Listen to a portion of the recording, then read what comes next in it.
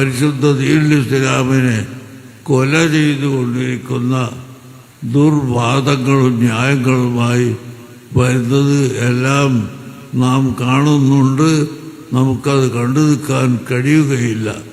അതിനെതിരായി ശബ്ദിക്കാതെ നമുക്ക് നിർവാഹമില്ല.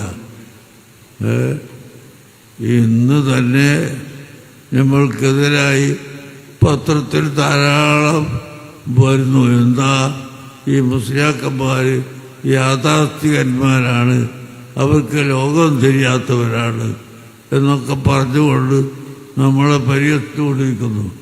ഞങ്ങൾക്ക് ലോകം തിരിച്ചിട്ടുണ്ട്, മറ്റേ ലോകവും തിരിച്ചിട്ടുണ്ട്, എല്ലാ ലോകവും തിരിച്ചിട്ടുണ്ട്. അത് തിരിയാണെന്നും പറയുന്നതല്ല. പക്ഷേ ഈ കൗമ് അധപ്പതനത്തിലേക്ക് പോകുമ്പോൾ അതിൽ നിന്നും രക്ഷിക്കുന്ന കർത്തവ്യ ആലിമീങ്ങൾക്ക് ഉണ്ട്. അതുകൊണ്ട് തന്നെയാണ് ആലിമീങ്ങൾ ഇതൊക്കെ പറയുന്നത് എന്ന് ഞാൻ ഓർമ്മപ്പെടുത്തുന്നു. സ്ത്രീ പുരുഷ സങ്കലനം, സ്ത്രീകളും പുരുഷന്മാരും ഒന്നായി ഒരുമിച്ച് കൂടി ഇടകലർന്നുള്ള ഏത് പദ്ധതി കൊണ്ടുവന്നാലും അത് ഇവിടുത്തെ ദീൻ പൊളിക്കാനുള്ള പദ്ധതിയാണ് എന്ന് നമ്മൾ മനസ്സിലാക്കണം. വളരെയധികം ചിന്തിക്കണം.